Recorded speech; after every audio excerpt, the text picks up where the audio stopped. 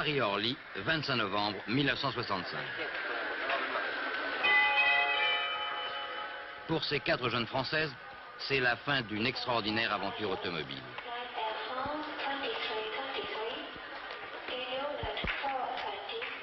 Tout naturellement, c'est à un grand modiste parisien qu'elles doivent ce premier coup de chapeau. D'ailleurs, c'est également aujourd'hui la Sainte-Catherine.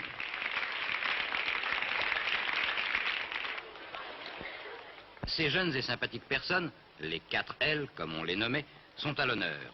Elles viennent de réussir, sous la direction de Michel Ray, le premier raid automobile féminin Terre de Feu Alaska, à bord de 2 Renault 4, strictement de série.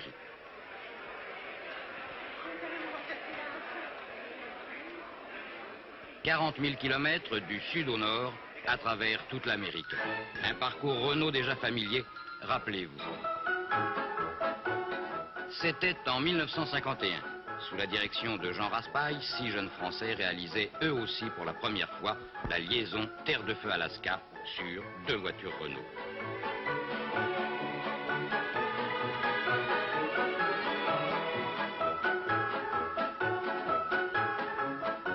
La boue, la poussière, la chaleur, le froid, l'altitude et le manque d'informations, les difficultés étaient nombreuses sur le tracé d'une future route panaméricaine.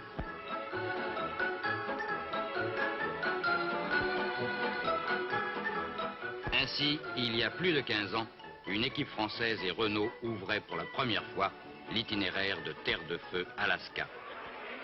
Aujourd'hui, Renault Contact a interviewé ces charmantes passionnées du volant afin de vous faire revivre les principales étapes de leur aventure.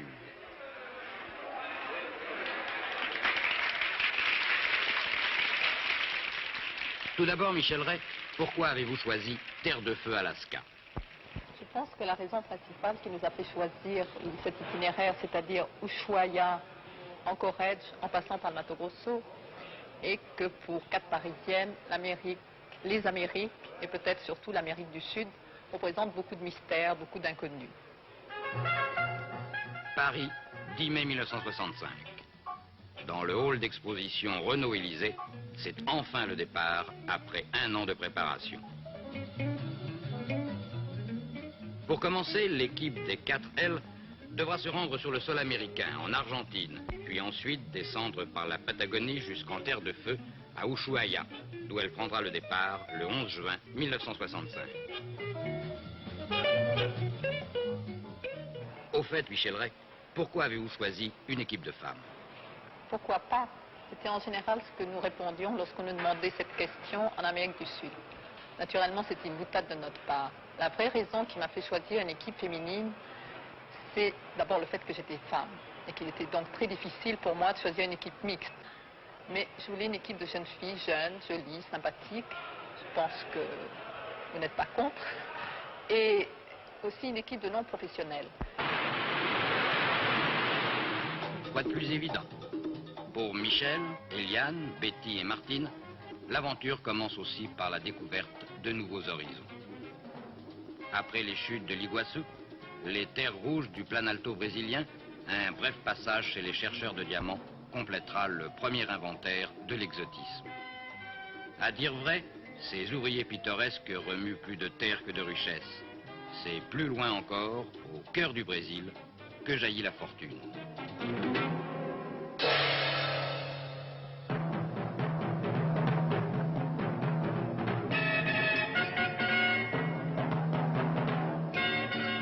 À Brasilia, capitale de l'an 2000, elles ne feront que passer.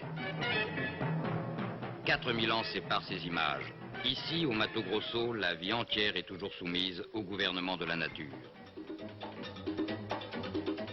1500 km de pistes inconnues les attendent. Et pour tout guide, 5 points de repère minuscules sur un territoire grand comme la France.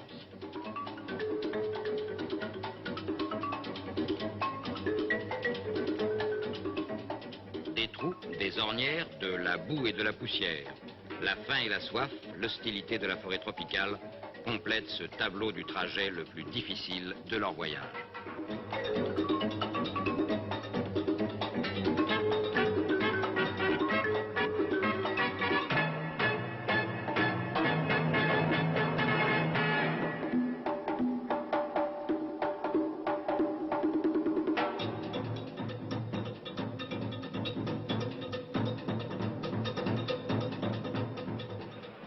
lorsque nous nous trouvions par exemple dans le Mato Grosso, qui a été la partie la plus difficile du voyage, nous nous trouvions 4 pauvres femmes devant désensabler ou désembourber la voiture.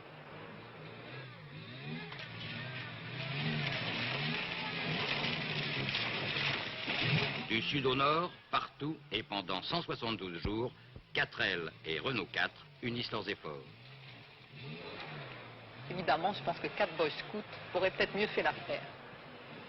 Mais on avait un moral d'acier, beaucoup de courage, et je crois que nous en sommes pas mal sortis.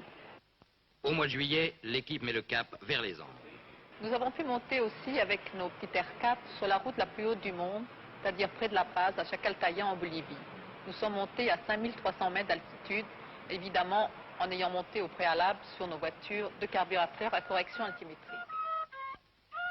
À Tuanaco, sur l'altiplano bolivien, c'est maintenant une halte dans le passé mystérieux des civilisations précolombiennes. La célèbre porte du soleil s'ouvre toujours sur l'inconnu et chacune s'interroge sur le destin de ces gigantesques constructions, peut-être vestiges d'un Eldorado ou d'une capitale de géants.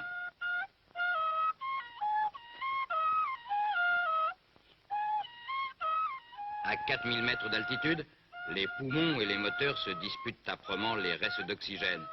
Aussi, de nouvelles épreuves humaines et mécaniques attendent l'expédition pendant son séjour sur le toit de l'Amérique. Pourtant, ce rude climat n'a pas chassé toute la vie des hauts plateaux du Pérou. Dans les villages, les Indiens gardent assez de cœur, de souffle et de force pour fêter le dieu des Espagnols.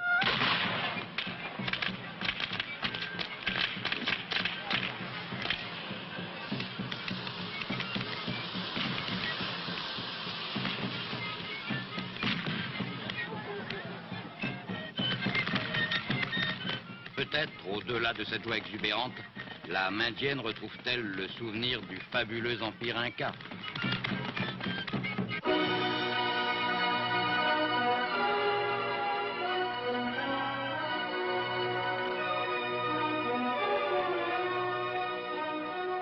Non, ce ne sont que des copies des fils et des filles du soleil qui tournent un film dans les ruines de Machu Picchu.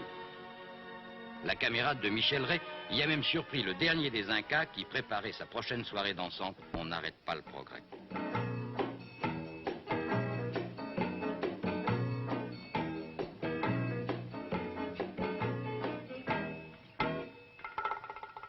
Titicaca, le plus haut lac navigable du monde, une sorte de mer intérieure à 3800 mètres d'altitude.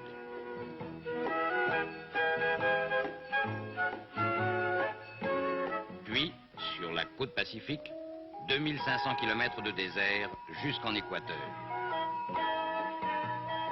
Les 4L sont lancés et s'approchent de la première moitié du voyage. À l'entrée de la Colombie, le service sanitaire ne fait pas d'exception, même pour les voitures.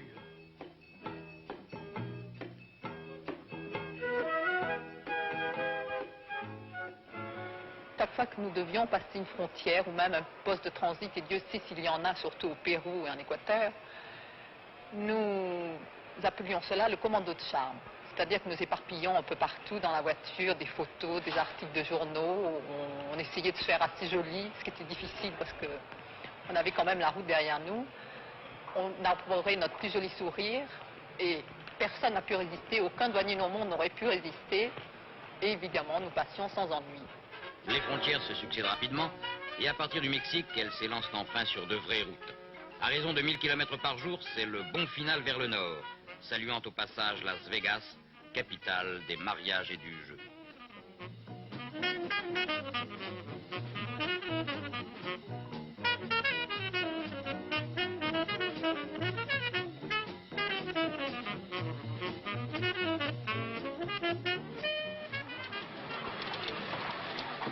Aux bruyantes machines à soupe, Michel Rey et son équipe ont préféré le calme du parc national de Yellowstone.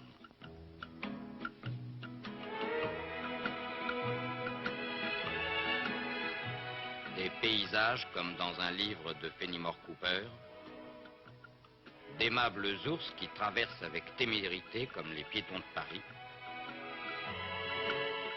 des sources thermales gratuites et à portée de la main. Voilà bien de quoi réveiller pour quelques heures les instincts touristiques de l'équipe la plus pressée.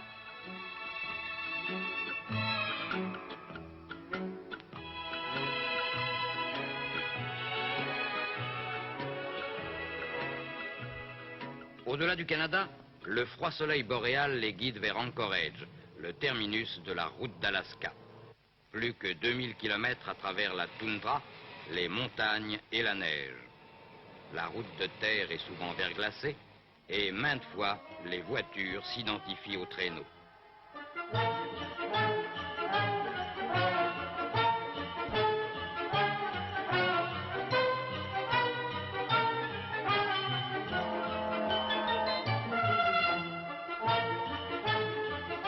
Glissades, dérapages contrôlés se suivent pendant des kilomètres. Et cependant, les Renault 4 retrouvent toujours le cap.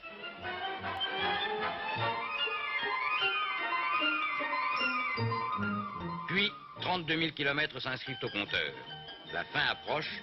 Le 30 octobre 1965, le raid se termine à Anchorage par une victoire.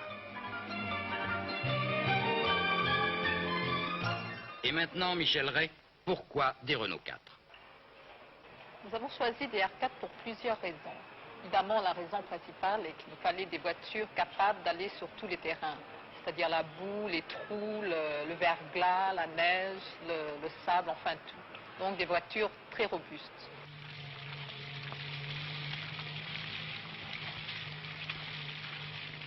Sur tous les terrains, par tous les temps, les Renault 4 passent grâce à leur suspension souple et résistante.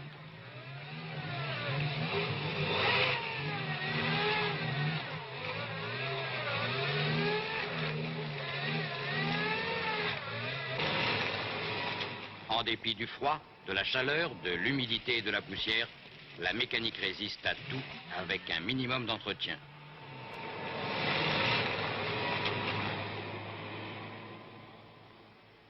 Il nous fallait aussi des voitures dont nous comprenions facilement le moteur. Nous avons fait un stage de mécanique chez Renault avant le départ. Nous n'avons pas eu besoin de nous en servir, mais c'était quand même indispensable de s'y connaître un peu et de n'avoir pas affaire à une voiture trop compliquée.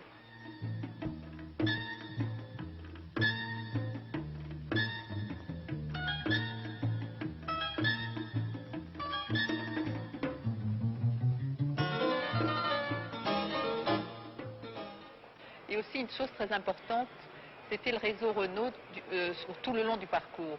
En effet, en Amérique du Sud, en Amérique centrale, aux États-Unis, c'est-à-dire tout le long du parcours, dans chaque pays, dans chaque capitale, nous avons pu trouver Renault et l'assistance Renault. Et pour conclure, rendez-vous à New York.